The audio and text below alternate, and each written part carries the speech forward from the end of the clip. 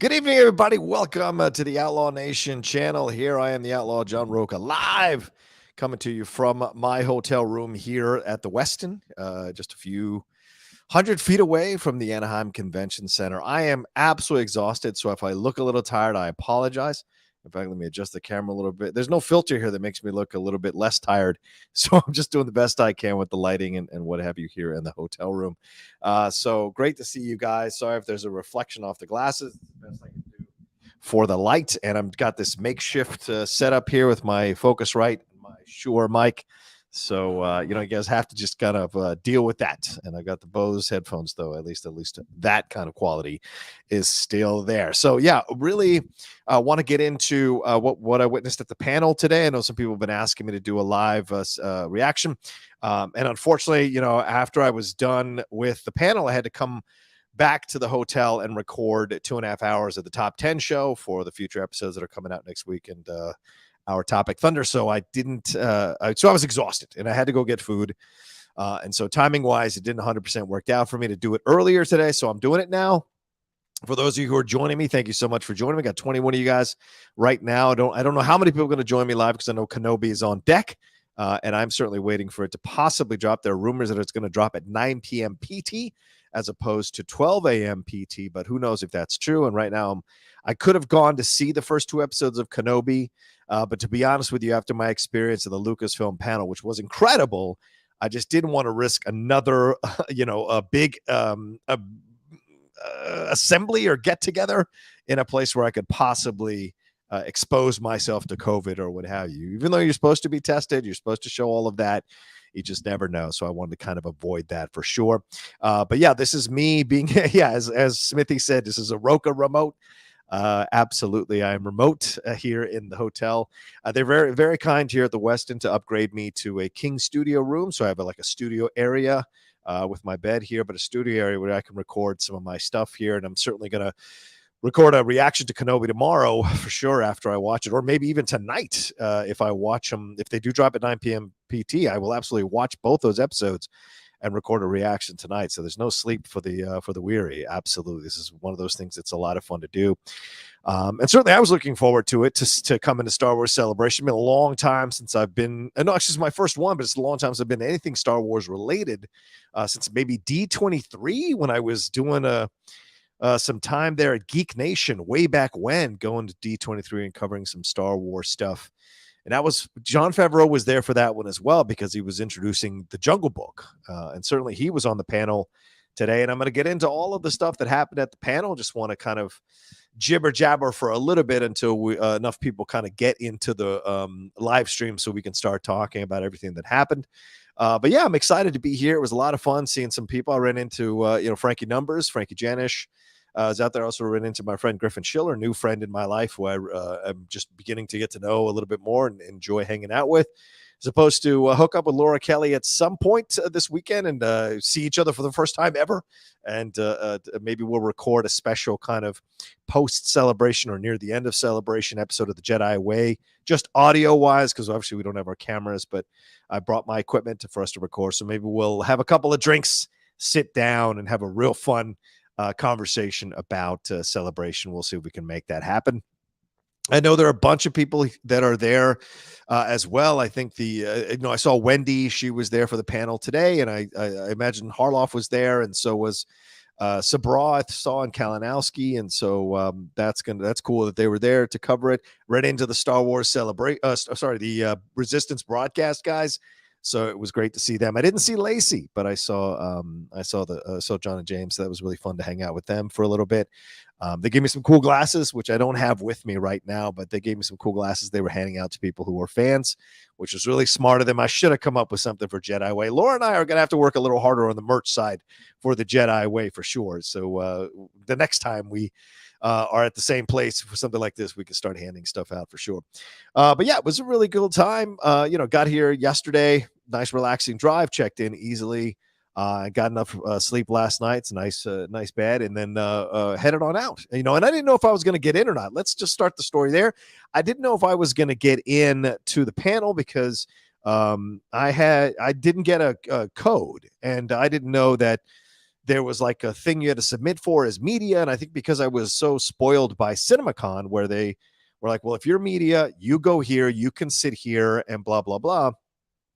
And, everyone gets in, the whole media gets in, and you have a separate section. I thought the same thing would happen here at Star Wars Celebration. Again, this is not a criticism. It's just that for me, that's what I thought would happen because we are members of the media. We're going to give them coverage and whatever.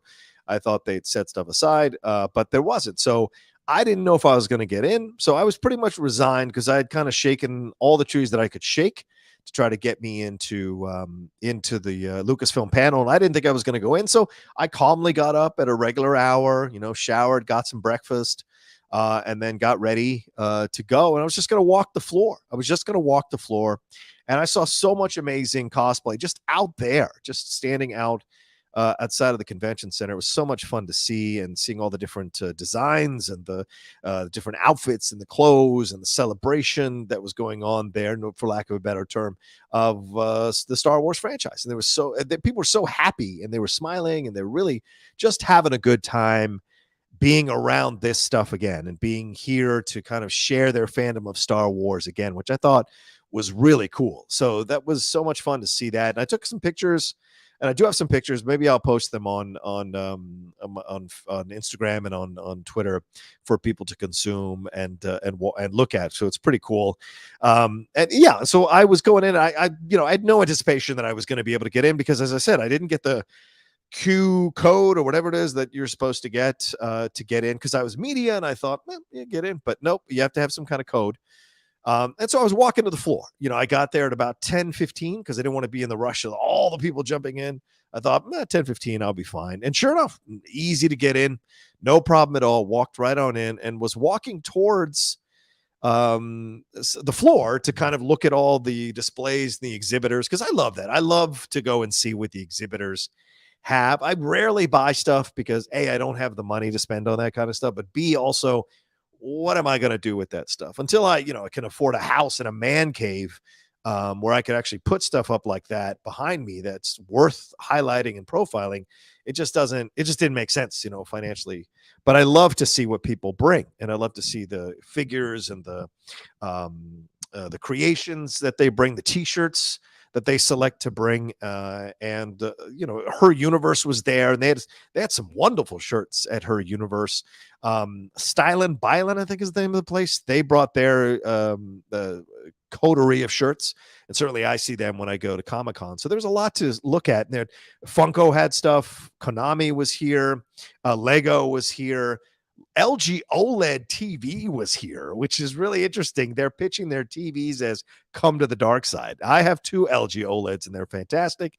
They're so worth it. The deepest blacks you'll ever see.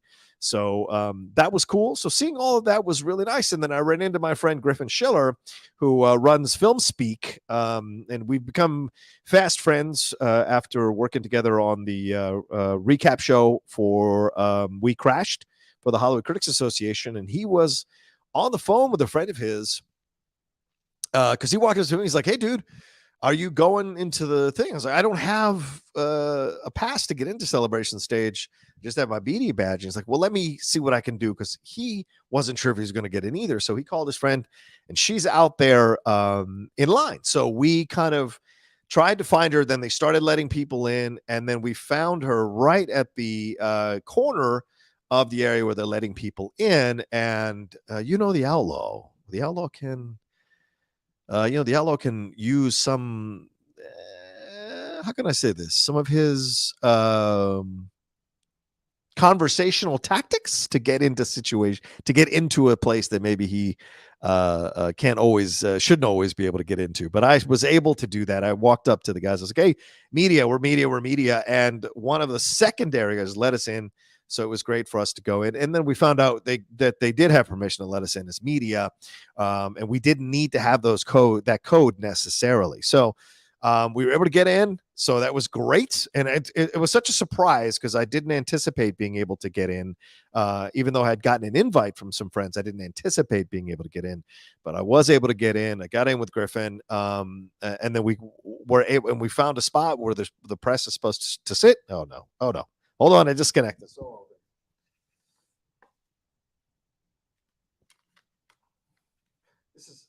This is probably going to happen more than once, so I apologize.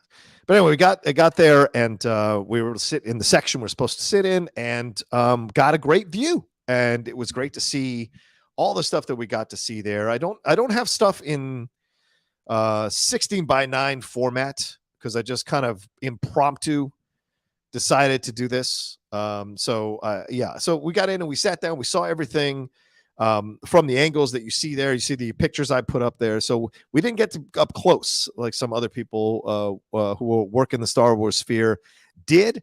But it was great to sit back here with I was using the charm of the DMV, that's for sure, Bruce. But it was great to sit back there with a bunch of other people. I had two guys sitting next to me who spoke Italian the whole time, so international flavor to it. Two young ladies sitting next to me who were furiously typing away notes and sending stuff out, which was really cool. Griffin was a couple of rows behind me because we had to sit where we could sit, and I got a chance to see everything, and it was. I have to say, I didn't know what to expect. I'm not a person who comes in with a lot of high expectations to situations, because then you're going to get let down because you're hoping it's this and this and this, and it's not always going to be this and this and this. It's going to be different things. So you got to be kind of a little more flexible. And I've learned that. Look, I've learned that through the years. It isn't something I've always had.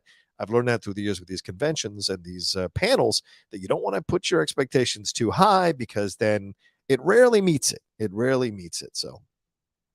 So what was great is they were starting out, and it was two guys were like, or one guy was actually, doing the whole like pump up the crowd stuff, and he was doing a nice job. And there was somebody DJing with some Star Wars music, and we were seeing the pictures coming up, which was really fun. And then they started, and when they started, it was so cool, because it was just the music of well, you know what? Should I share it and play you guys some clips? I wonder if I can play. Yeah, I feel like I should be able to play you guys some clips, some videos of the clips that I took while I was watching the stuff that I was watching here. Let me see if I can share some of these videos and play it for you guys, because I think that's only fair to have some fun showing this stuff to you all. So let me see what I can do here. Let me select, because I put this together at the last minute. I didn't anticipate that I would be going live, but you just got to bug up my ass, and I'm going live to have some fun with you all. So let me see if I can share these videos with you guys and get your thoughts on them as we watch them. And I'll share them to my computer and then try to share them to my my thing here, so my computer here. So I'm going to do that now. Let's see if it'll. Yeah, okay. We'll see if it comes over. There's a lot that I'm sending, so it's taking a little bit of time to send. But thank God we've got the M1 chip, which allows me to do that. So, there was a lot that they showed us. They certainly showed us some the Andor thing, which I did the trailer reaction to. They showed us the Mandalorian season 3, a first look at the Mandalorian season 3, which I thought was incredible. It was absolutely incredible. They also showed us Rosario Dawson in Ahsoka gear, sent a video message because she is currently shooting scenes. We got to see the Willow teaser. We got to see John Williams and Harrison Ford, which was really cool. So there was a lot that we got access to and got to see, which I thought was just awesome on so many levels, and very blown away by the stuff we were able to see. Ooh, why is it not letting me? Hold on, maybe I'm looking in the wrong place. No, I don't know why it's not letting me bring that stuff up. That's really weird. Let me see here. Yeah, it's saying it's an HEIC and QT movie. For whatever reason, I didn't know the QT movie was an issue for me to bring up on StreamYard. So that's a little strange for me. I don't know why it's not letting me add video clips here to this situation. So very strange. I was hoping to show stuff for you. Oh, well, maybe I can share the screen. Maybe I can bring it up on QuickTime, and then I can share the screen. And you guys can enjoy it that way. Yeah, here we go. Let's see here. All right, so Let me see if I can do this. I don't know why it won't let me kind of share this to the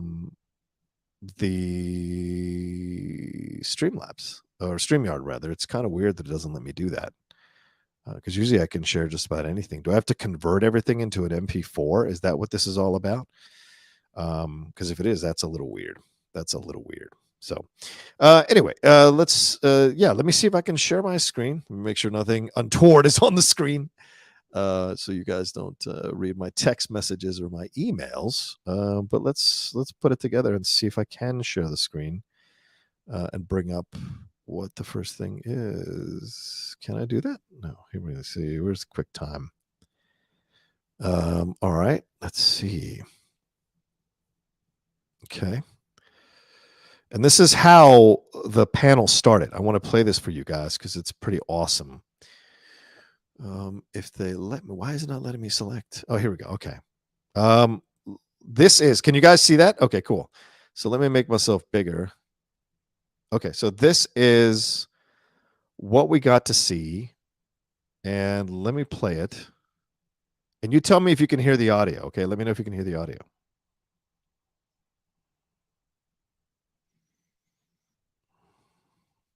Can you hear the audio? All right, cool. I don't know why it's being shared like that. It's weird. Do I need to move it over a little bit? I mean, how badass is that? No audio. Okay, that's what I was afraid of. Okay. All right, so maybe I can't share it in that way. Maybe I have to select something here in order to share the window.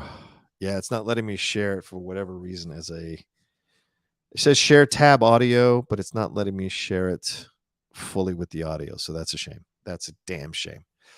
Oh well. I don't know why it's not letting me bring stuff up here. Usually on StreamYard, it's no problem. On it's no problem bringing up video. So I don't know why. I don't know what I have to convert the video to, or maybe the video is too big.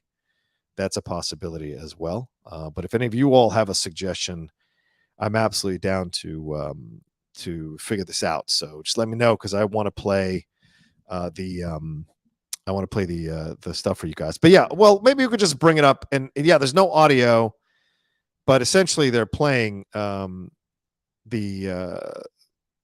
what do you call it? The theme from Attack of the Clones and Vader and Attack of the Clones. So that's how they started it. And then the chorus shows up. I think they're called the Pacific Chorale. They show up and they're singing on the stage. So there they are. All of a sudden, they show up there on the stage, which is so cool. And they're singing and they're doing the song. And it's like, oh, oh, oh. So I can't do it. I'm doing the best I can there. But yeah, it was pretty cool to see that. So much fun. Da-da, da-da, da-da, da-da, da-da, da-da, da-da. And then boom, out comes Ewan McGregor and out comes Hayden Christensen. No lie, there they come. What a way to intro this panel. What a way to show what we were all about. Yeah, and then everyone stood up because everyone just freaked out that they were there. And there, the video stops there. So I'll stop sharing that video. So yeah, it was pretty cool to see them come out. They were pretty awesome in what they were. And Ewan walks up and he says, "Hello there," and everyone just went crazy. But when they turned to Hayden Christensen, the place erupted. Like it was something, and I described it as to the level of Stone Cold Steve Austin or The Rock. I'm not bullshitting you. I felt like the glass shattered and boom, he comes in. So it was pretty awesome. And Hayden said, "We're back." And so then everybody just lost it. So it was really cool. And they brought out Kathleen. Yvette Nicole Brown came out and she was hosting the panel the whole time. Kathleen Kennedy came out. It was so much fun to see everybody involved with Kenobi. Deborah Chow came out. Moses Ingram came out. And then there was, of course, talking to everybody and asking them about their experiences making Kenobi, what they're looking forward to, what they want to see, or what they're going to see from the show. They didn't give too much away. And Ewan and Hayden both spoke about how it's great that their films for the prequel trilogy is being reappreciated by the fans and that they feel wanted by the fans. And it was great to see. And Hayden did get emotional in a positive way. He wasn't like breaking down or losing it. He was very much just moved by the reaction. Who wouldn't be, man? I mean, look, I'm not a big fan of the prequels for sure. I can watch them and I can enjoy a lot of elements of it, but overall it doesn't 100% work for me. That being said, Hayden took a lot of guff for many, many years, and he didn't do much after the prequel trilogy, and really financially he probably didn't have to, but that kind of hurt him. And as an actor, you go in thinking, okay, this is going to be a great thing. I love Star Wars, being a part of the Star Wars franchise, and have it not go quite the way you wanted to must have been a lot to carry for him, but they're two older men now. They've been through the wars of life. They've had children. One's been divorced, I think, with Ewan divorced. And so they've changed and they've grown and they've kind of looked at things with a little more circumspect, and the audience has grown as well to be a vociferous part of the Star Wars audience. So they want to see the prequel trilogy validated and beloved and defended, and certainly they do so. And I've learned to kind of keep my opinions with a little more perspective when I talk about the prequel trilogy, because there's a lot of love for that prequel trilogy, and there's really nothing to be gained by bashing it. You can have your issues with it, but you don't have to bash it and tear it to pieces for sure. So it's been great. It was great to see that. And they talked more about, Hayden talked about, how much fun it is to step back in to play Vader. And they had a shot of him. I think I took a shot of him. I don't know. Yeah. Again, I can't post. Apparently, I can't post these pictures or whatever to the StreamYard. So it's very strange. But yeah, he talked about it and what it was like to step back into being Vader again, and what it was like to be working with Ewan again. All of that was talked about. Moses Ingram talked about what it's like to play an Inquisitor in this sandbox with Ewan and Hayden. It was great. And, Yvette was trying to pump her up to get her, like, hey, you matter too, that kind of stuff, which I really appreciated from her, trying to get her to feel like she's part of this fandom as well. So it's nice to see that. It was nice to see that happen. And Deborah Chow spoke about where she sees Kenobi. And there was nothing really new or groundbreaking that she said about where she sees Kenobi. It's basically what you've seen in other interviews, where he's a broken man, he's questioning his faith, and he's got to go through all the things he's got to go through in order to kind of achieve what he wants to achieve in the series, which I thought was really cool. So it was a great panel. It was really quick. And then they told us, hey, you will get a chance to see the first 2 episodes tonight. And I imagine they're just about finishing the first episode right now. I was too exhausted, and I didn't want to be in another room with thousands of other people possibly risking COVID again.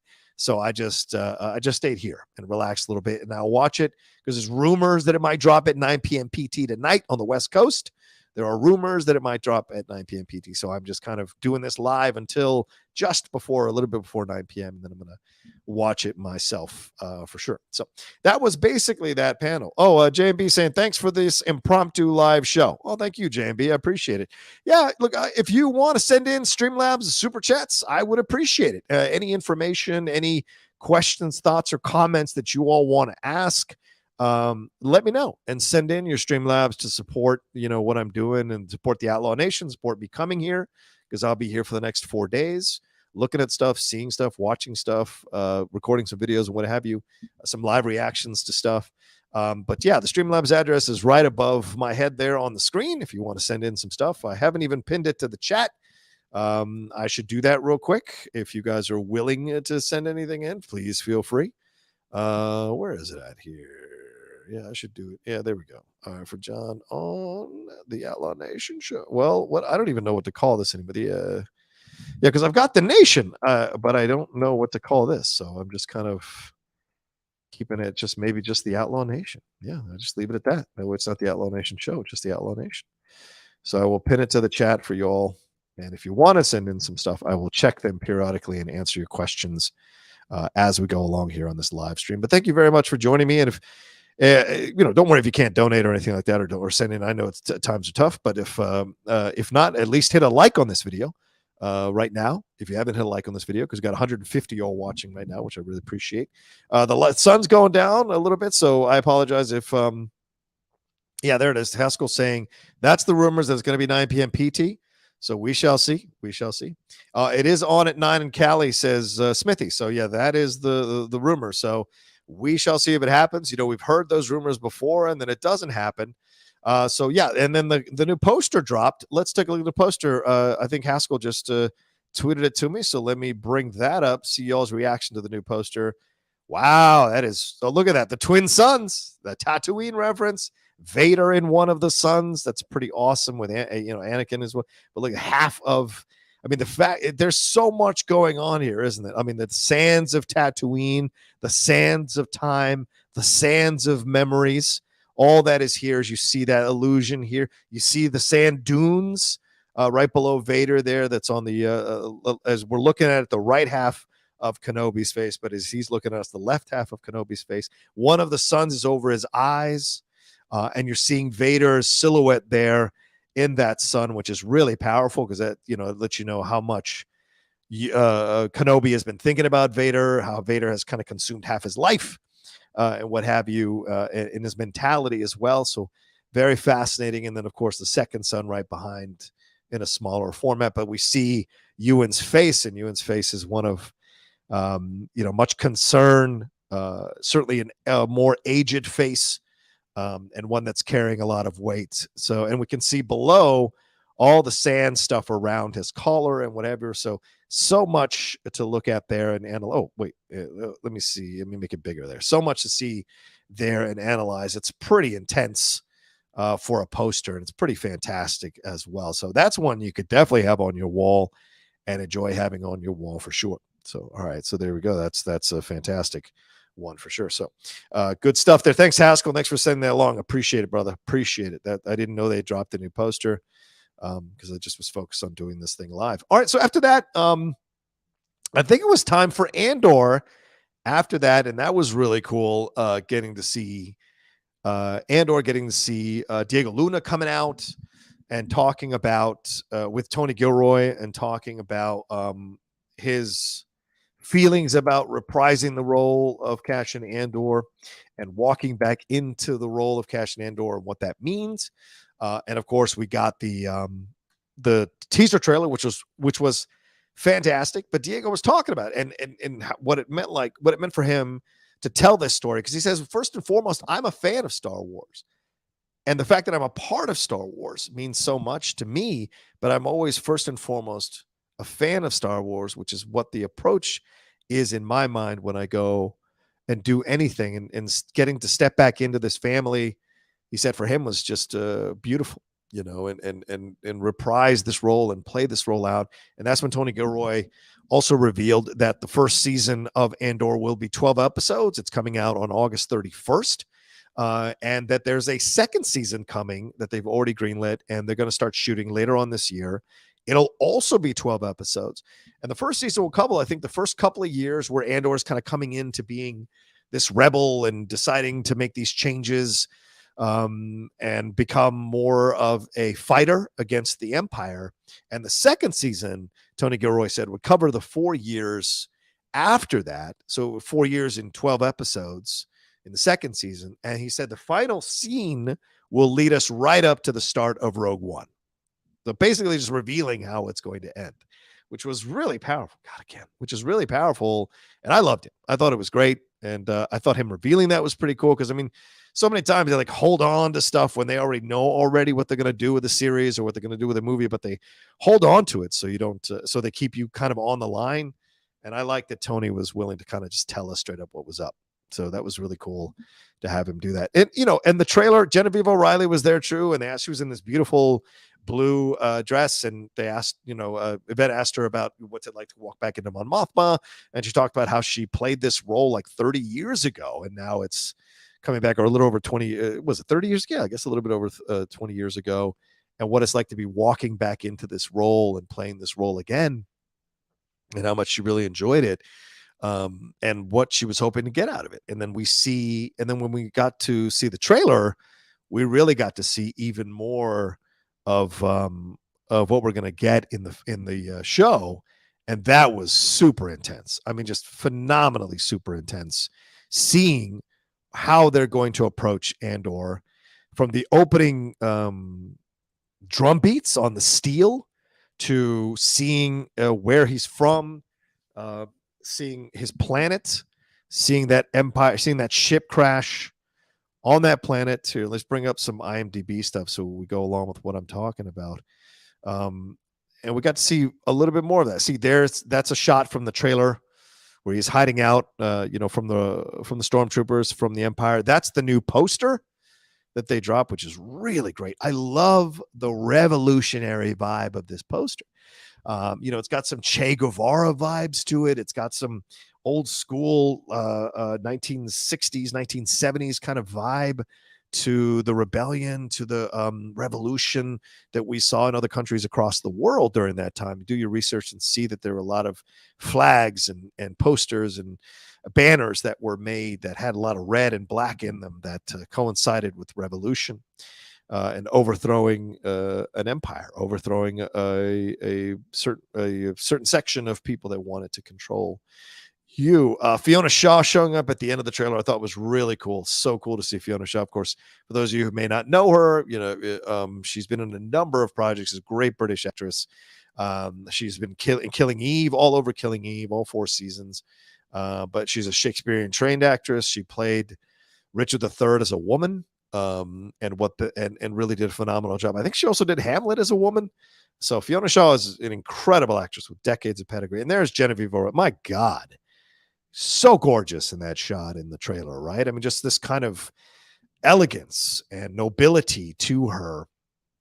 And I think what's great about Andor is that you see, he said they've gotten too fat, they've gotten too rich, they've gotten too soft. And certainly we see the shots in the teaser trailer, as I mentioned when I was doing my reaction, of seeing the clean, glowy whites, the deep black, rich blacks, right? The deep, rich blacks, of the colors, and seeing all of that shows almost like these golden buildings and golden churches that are homages. And that usually is what goes before the fall. This idea that you can become soft because you're so rich and you're so successful and nothing's ever going to touch you. So you don't become as sharp in your approach to maintaining what you have. You're not as hungry. And so it seems like that's what we're seeing there in that trailer. And so they spoke about that some more, which was really, really cool to see, and loved to hearing what they had to say about it all. Jay Master says John Rocha is officially, Disney has revealed through the Obi-Wan Kenobi official Twitter account, the 2 episodes will stream at 9 p.m. PTs. All right, even better that I didn't go. Now I can watch it in the comfort of my hotel room for sure, which I'm going to do here in a little bit. So that's going to be fun for sure. So and we saw that. And Saw Gerrera as Che Guevara. Yeah, exactly. Exactly, Smithy. And that was cool. So that was great. And then after that, I do believe after that it was time for, what else did they go into? Yeah, then it was, I wrote some notes down here. Yeah, so 2 years, Deborah Chow, okay, yeah, and Rupert Friend was out there as well at the beginning there with them. Willow was next. So they brought Willow out with Ron Howard coming out, which was really cool. Ron Howard came out to speak about what it was like for him to come back to Willow and explore that and reopen the doors to Willow. And I didn't know listen, I'm not the biggest, how can I say this? I don't treasure the way Willow, I don't treasure Willow the way other people do. Like, I don't own it. I don't watch it all the time. I remember enjoying it when I saw it in the theater. I remember because I was a big Val Kilmer fan, still am. And it was great to see it in the theater. Warwick Davis was fantastic in it. Joanne Whalley was gorgeous and a damn good actress. Just remember that. I just remember that experience when I watched it as a kid and just really enjoying it. Right. But now we're back with this show, and I had some hesitations. But he came out with Ron Howard came out with Warwick Davis. Warwick Davis came out and spoke about what it was like to step back into this role, back into Willow, and the story they were telling. And then Joanne Whalley was introduced, which I was really surprised about. I did not know they were going to bring in Joanne Whalley. Of course, she's a former Joanne Whalley Kilmer. She was married to Val. I think this is the movie where they met. And so it was great to see her come back. And she immediately commanded the stage because Joanne Whalley is an awesome energy and power and essence. And it was great to have them have conversations. And I think it was Jonathan Kasdan who came out with them? Yeah, it was. It was Jonathan Kasdan came out with them and was talking about, because obviously he's writing on the series, and he said, I called Joanne Whalley and she kept hanging up on me and didn't want to come back. It took a while to get her, but she did. And so they talked about the story, and really he kind of took over for Ron Howard. Ron Howard didn't really talk that much, unfortunately. But it was just great to see him. And he did tout Solo. He talked about how much fun he had directing Solo and how honored he is to be part of the Star Wars franchise. So I thought that was his little mini way of saying, hey, I like Solo, even if some people in interviews or some people out there maybe not like Solo. I still like Solo and stand behind the work I did with Solo. And so I thought that was his right as a director to certainly speak his truth about that movie and his feelings about that movie. Then they brought out Aaron Kellyman, of course, who you all know from the Solo movie. I think Ellie Bamber came out, and I think it was Ruby Cruz that came out with them as well to talk about, or was it Rosabelle Laurenti Sellers? No, I think it was Ruby Cruz that came out. So all three of them kind of came out and talked about the roles they are playing in Willow and what they'll be doing in Willow, and the trailer. And then they played the trailer, and the trailer was fantastic. Look, as I said, I'm not the biggest Willow person. I don't have it. I don't, watch it over and over again. So I was wondering if this was really worth it. And, it's funny because we're on the heels of Top Gun Maverick coming out tonight, tomorrow as well, coming out for most people going to see it tomorrow. And that was also one I had a question about, a 1980s property coming back after all this time. I wasn't sure. And in the end, I was wrong, because it was a fantastic film. It's arguably the best film of the year. Top Gun Maverick. A lot of people are saying that. And so I wasn't sure. And then the trailer started. And this trailer, and you guys have seen it. I didn't want to do a trailer reaction because I'm not a big Willow fan. So I think that's for other people who are big Willow fans to do a trailer reaction to that. I thought it was great. I really was surprised at how good this felt, how authentically original and interesting and fun and emotional, and I don't know, and touching. It felt, and we've had a tough last few days in our country, for sure. Last couple of days in our country. And I know by the end of the trailer, I felt just that sense of hope that movies and TV shows and series can give you, that there's a better possibility, a better world. And, within the trailer, we're seeing all these things that are happening that could be evil, that could be dangerous, could be destructive, and that the world needs Willow's magic again.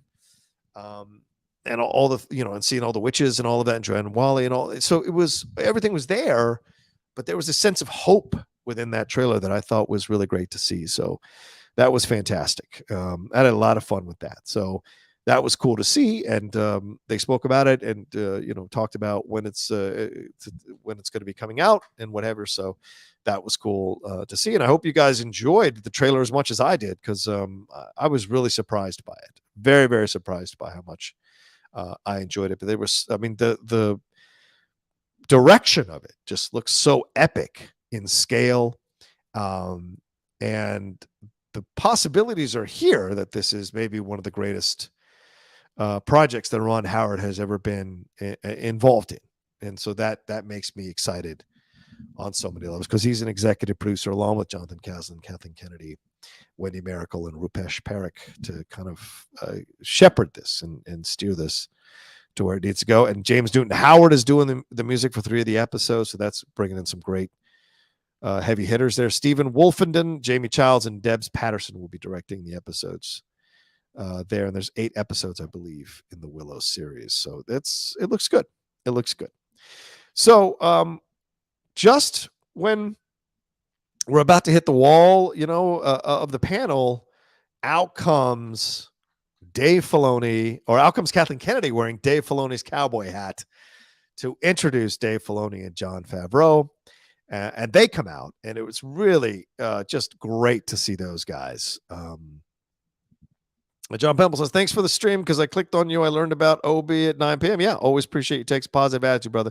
Thank you, John. I appreciate it. Very kind of you to come on in. Yeah, I got 130 you watching right now. I had 150 just a few seconds ago. So please make sure you hit a like on this video as you watch it and talk about it. And if you want to send in some Streamlabs and super chats to support me going live to talk about all the stuff that happened on the Lucasfilm panel, feel free to do so. I would appreciate it.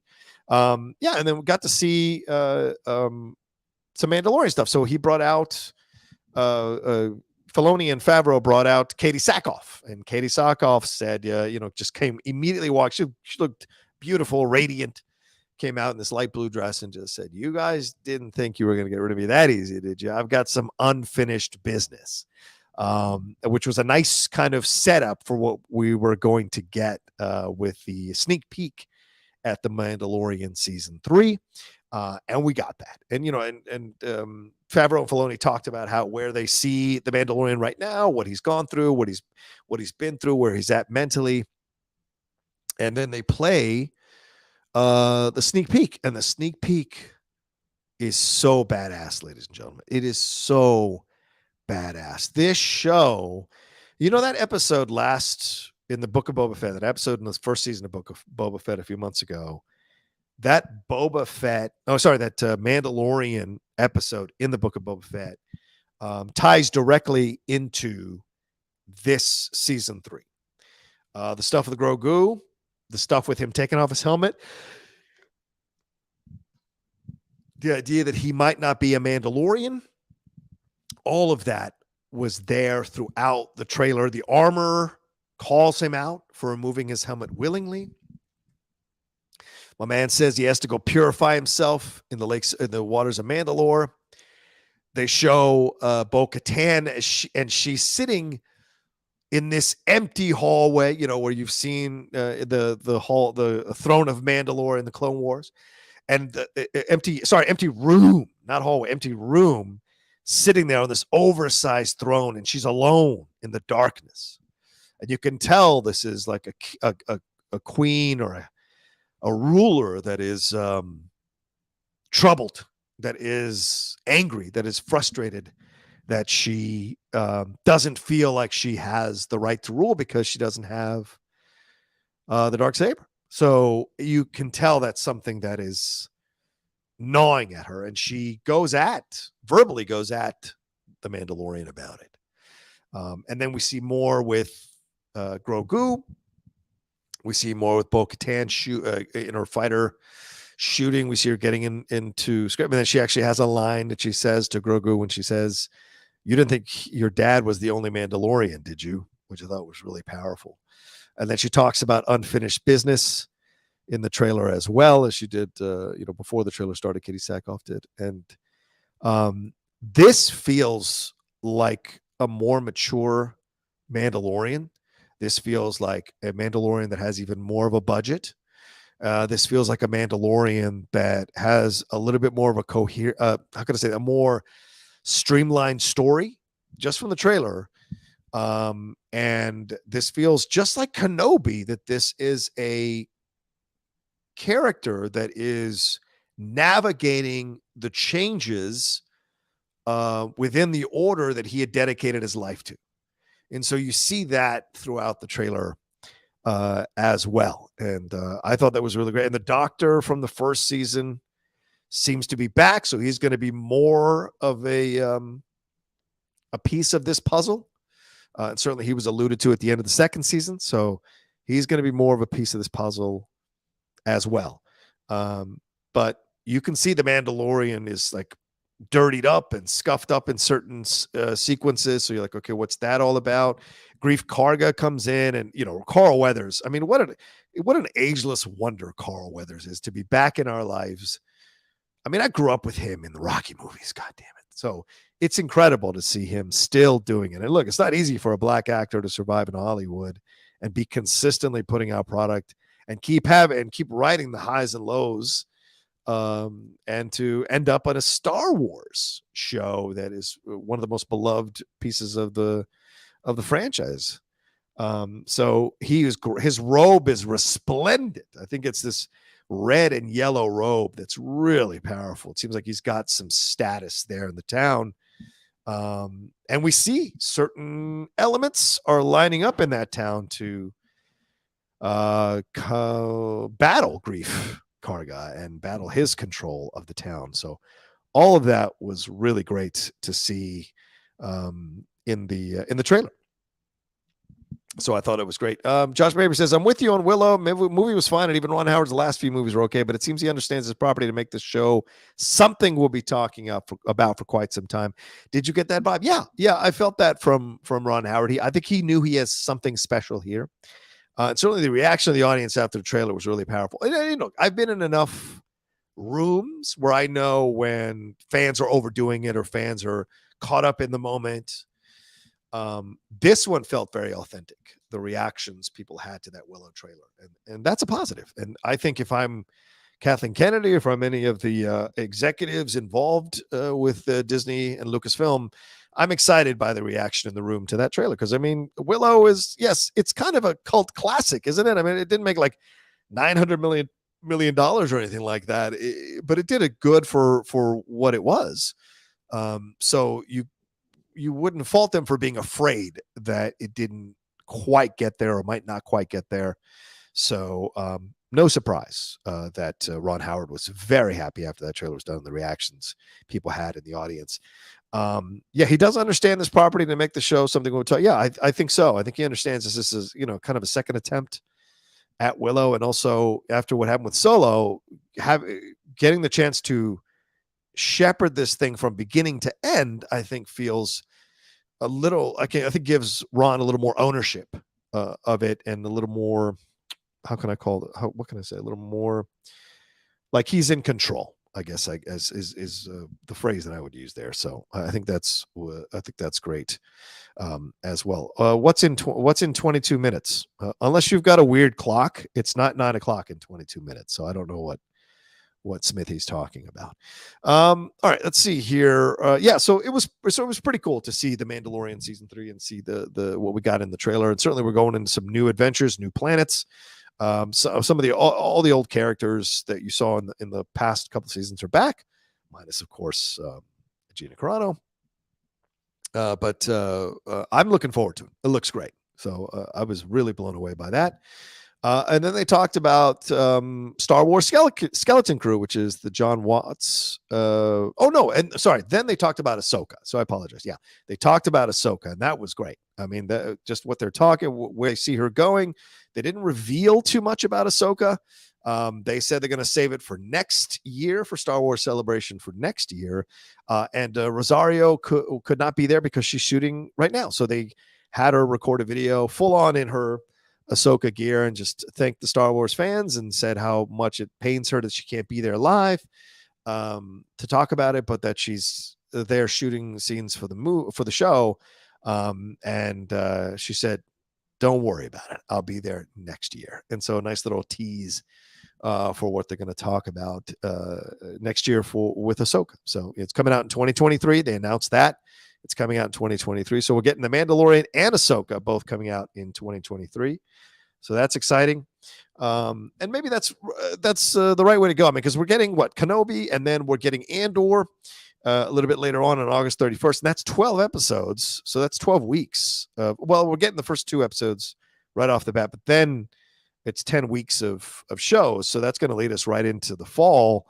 And so maybe they felt, one after another, maybe it's not the right way to go. So The Mandalorian will be going into 2023. So they have those 2 shows kind of lined up for 2023. And don't forget, they've got the Marvel shows too. So it's a lot to kind of consume as you're going along. So it was great. It was great to see that and hear more of that. Then they talked about Star Wars Skeleton Crew, which is the John Watts show. And that was great to see him come out and talk about it and how excited he is to do it. And they basically pitched it as these kids who they've lost their way and they're trying to find their way back home. That's basically the premise of this show. And I've seen the comparisons to that Star Trek show, Prodigy, I think it was, with Kate Mulgrew, with Captain Janeway coming back. But this one stars Jude Law. So, I'll see your Kate Mulgrew, who's a great actress, and I'll raise you Jude Law, just in terms of visibility.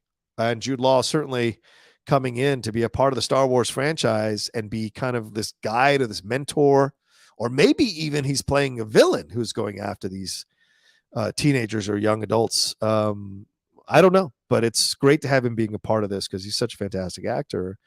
But they made very clear, John Watts, that it may have young adults or young teens in it, but it is for everybody. It is not a kid show exclusively. So I thought that was good for him to say. And they put the logo, which I didn't take a picture of, but the logo looks pretty awesome.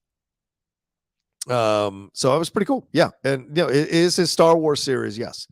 That is the Star Wars series that he is working on, Skeleton Crew. No, Haskell, they did not say how long the Andor episodes are going to be. They didn't say how long the Kenobi episodes or the Ahsoka episodes. They didn't talk about length at all. They only talked about date, release, how many, and their excitement at making them, which was pretty much it. Yeah. Let's see here. Is there any Streamlabs that I've missed? No Streamlabs have come in. If you want to send in some support, as I said, the Streamlabs right there above my head. If you want to send in any questions, thoughts, or comments you want to have answered throughout. So, and let's move on to the next section. And the next section, which was pretty awesome, was John Williams. And Kathleen Kennedy came out. Oh, no, sorry. Yvette Nicole Brown came out and said, hey, someone crossed 90 years old earlier this year, 90th birthday, and we want to celebrate them. And so they came out, and it was great. He came out, and, Kathleen Kennedy came out, rather, and then introduced John Williams. And they came out together, and John Williams came out and he waved to everybody. And then he got up onto the podium. And Kathleen Kennedy told us that we were going to witness him conducting the Kenobi theme and playing it for the first time ever anywhere. And that was incredible. Absolutely incredible to see. Let me see if I can get that one up and you guys can see what it was like to have John Williams. I don't think you're going to be able to hear it, but you might be able to see what it was like to have John Williams there kind of conducting. Let me see if I can find it here amidst my stuff. Is that it? I don't know if that was it. Maybe that's it. No, that's the 26-second one. It's a long one. I believe it's a long one. So let me see if that's the one. So I want to play it for you. Yeah, here we go. All right. Or is this the Indiana? Oh no, this is. I'll play that one later. Let me see here. I know I've got it because I know I recorded it. So some of you are probably going, you should have had these queued up. Well, look, you know what? I'm exhausted. I had a long day. I'm doing the best I can here. Have a little patience. Have a little patience for the man. Oh no. No, which one's that one? Okay. Oh, yeah, I think this is it. Okay, hold on. Let me see. Yep, this is it. All right, so let me share it. So this was him conducting Kenobi for us, which was pretty incredible. And he walked out and just walked right up to the podium and just started conducting it, which was really incredible. Well, what an orchestra. I mean, what a huge stage to fit such a large amount of people on.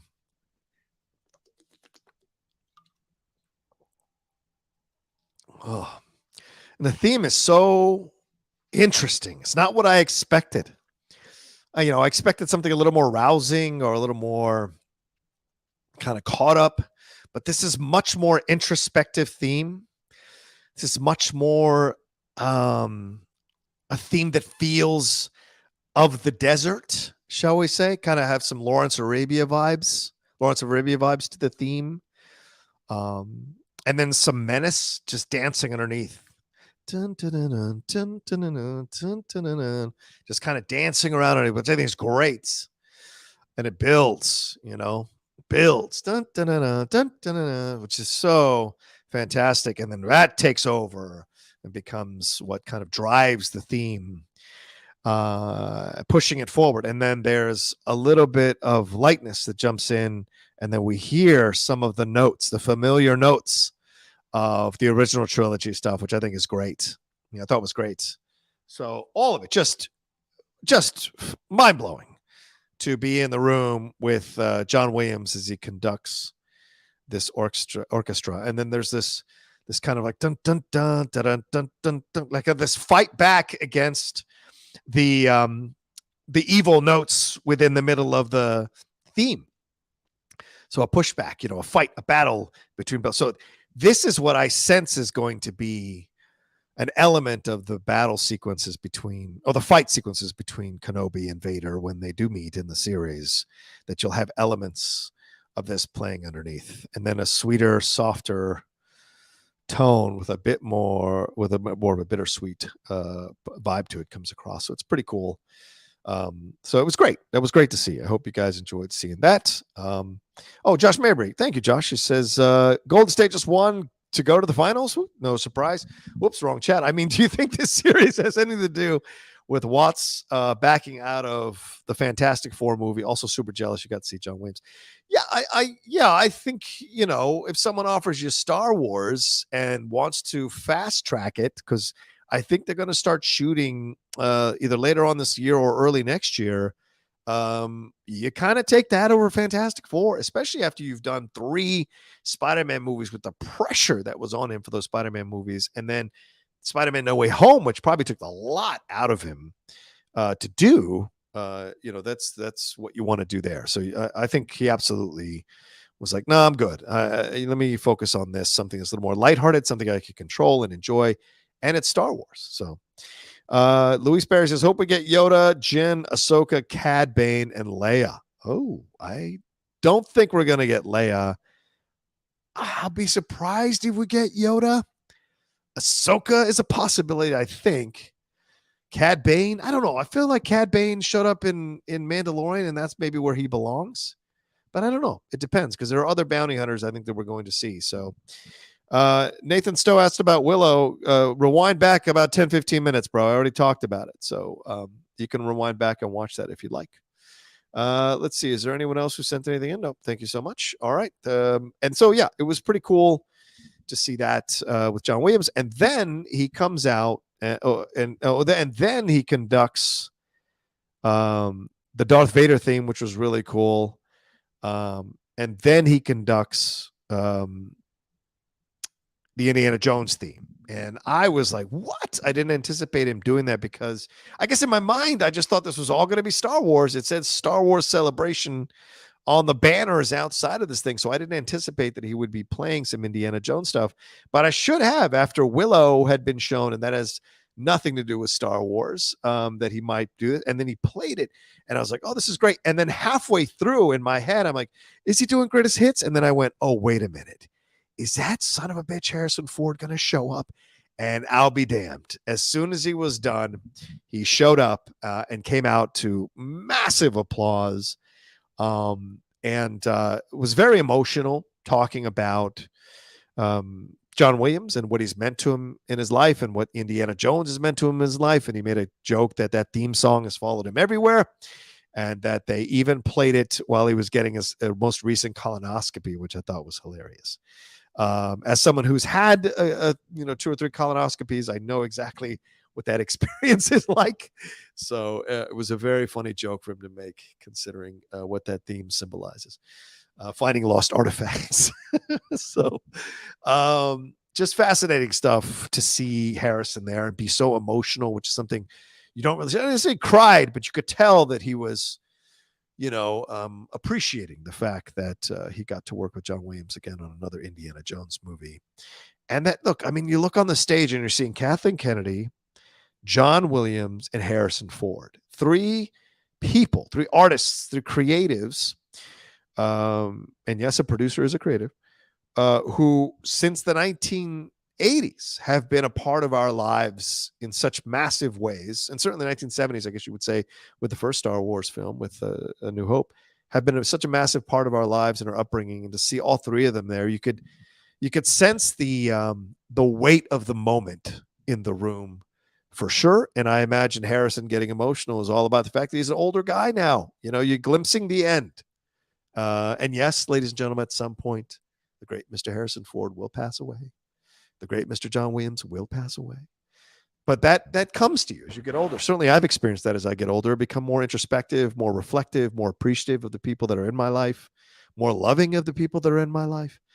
And certainly that becomes a thing. And so seeing that with Harrison, that was such a great color to see, because most of the time it's a little more gruff, a little more with the walls up. But it let him down a little bit for us, and it was great. So as if getting John Williams to come on and conduct live for us two classic themes, plus the first time ever Kenobi being played, the theme being played for anybody in a live setting, as if that wasn't enough, having Harrison Ford come out and deliver such a moving tribute to John Williams was just a capper on the cake. And then then Harrison announced that the Indiana Jones is coming out next year, in the middle of next year. Everyone was excited for that. Then they showed the logo, which was up there. A lot of you have seen the logo already. And then he said goodbye. And they started walking John Williams off the stage. I think it was Kathleen Kennedy walked him off the stage with Harrison.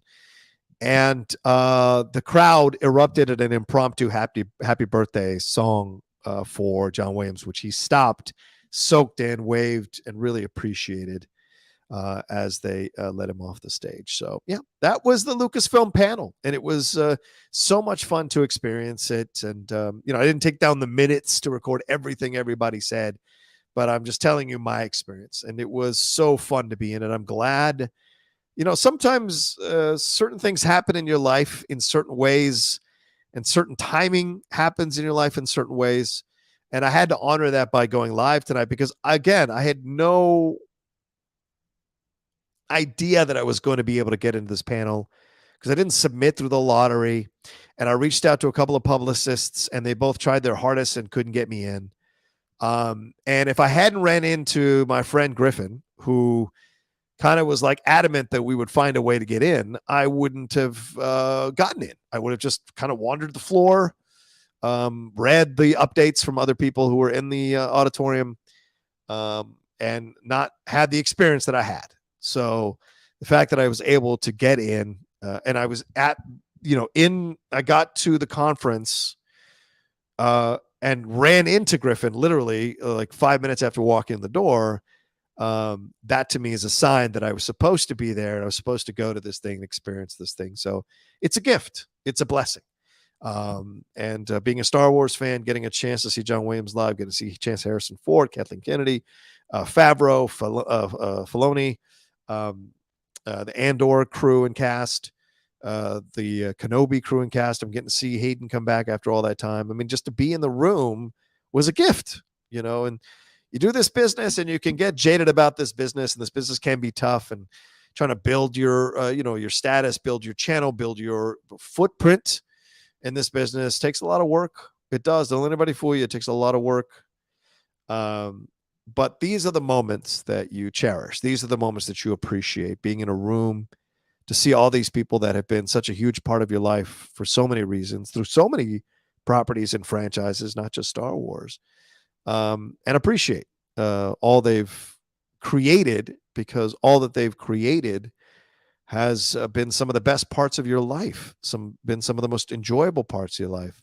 I mean, some of the most family building parts of your life, right? Whether it was when you were a kid and watching this stuff with your family, or when you've gotten older, for those of you who've had kids and watched this stuff with your kids and passed it on to them.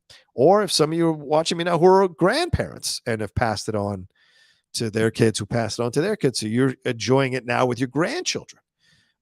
That's what's incredible about something like Star Wars, and about all the work that those people have created for us to enjoy and appreciate. Yeah, and we can review it, criticize it, uplift it, whatever, but the basic point is that we're very appreciative that we get a chance to be even able to enjoy this new golden age of Star Wars. And it is a golden age of Star Wars with all the stuff that's happening. And it seems like we've kind of left the sequel trilogy behind, and we're going forward with these shows. And yeah, there's no movies that were announced. And this is where they're going to reestablish a very strong foundation of love for Star Wars again. And from there I think will be the wellspring for movies. From there will be the motivation and the inspiration to look at what they want to do with the movies next, and get people back on board with that. So that's what I anticipate is going to happen. So, all right, well, there it is. That's it for tonight. I think I should wrap it up so you all have enough time to take a little bit of a break before Kenobi starts in about 22 minutes. I am also going to watch it tonight. I might do I just watched Kenobi reaction from the hotel room and put it up tonight. We shall see, but I'll do a further review tomorrow for sure of it. And the Geek Buddies and I will undoubtedly do a spoiler review. We'll probably do one Sunday night of the first 2 episodes, the 3 of us, if we have time. So it's going to be cool. Josh Mabry says, going to be really cool when looking back when you're hosting multiple panels and Star Wars panels at future celebrations. From your lips to God's ears, man. I hope so. We shall see. We shall see, brother. I would love to, because I know that I can. Man, now that I've done this for as long as I have, I absolutely know that I can. So thank you, Josh. That's very kind of you to say that. All right. Thanks, everybody. Appreciate it. Y'all take care of yourselves. Please hit a like on this video if you haven't done that yet as I'm wrapping up here. Please remember to subscribe to the channel. Hit that subscribe button. Hit that bell button when you come upon this video, please. And leave a comment down below. Let me know what you thought about everything I talked about, what you thought about what you heard happened in the Lucasfilm panel.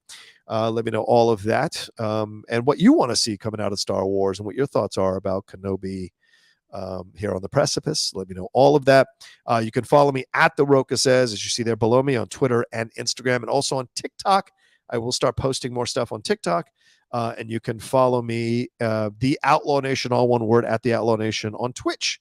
You know, the John and Wendy show. We're not doing a John and Wendy show tomorrow because, of course, we're both at Celebration. But it is I'll be putting a lot of stuff up on Twitch. And maybe after things are done this week, next week, I will do some watch-alongs of the prequel films, kind of revisit them on Disney Plus and watch them and kind of give my thoughts on them now after having seen Hayden come back and Kenobi starting. So, all right. Thank you all so much. Take care of yourselves. I love you madly. Be well. And I will talk to you soon with another video and maybe another live show here from Star Wars Celebration here on the Outlaw Nation. All right. Be well. Peace. Enjoy Kenobi tonight.